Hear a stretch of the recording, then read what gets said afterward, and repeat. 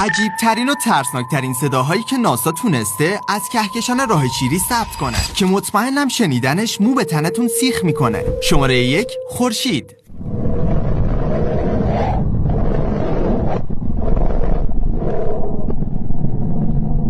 شماره 2 سیاره ناهید.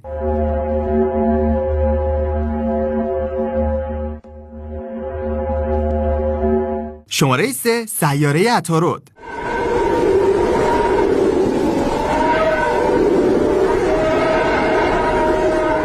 شماره 4 سیاره مشتری.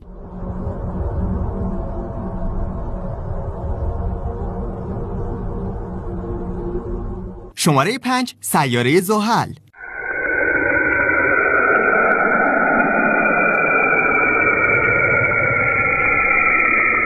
شماره 6 صدای ثبت شده از یک سیاهچاله.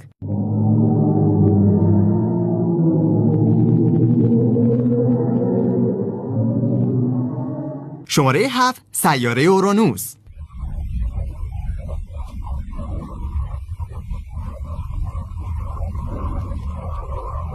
شماره 8 سیاره نپتون.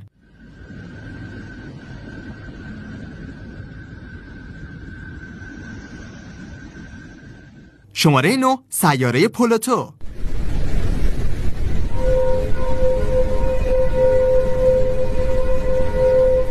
و شماره 10 صدای ثبت شده از سیاره زمین. حالا به نظر شما این صداها واقعیه؟ من که فکر نکن. اگه این ویدیو برات جالب بود خوشحال میشم با راست فکت همراه بشی.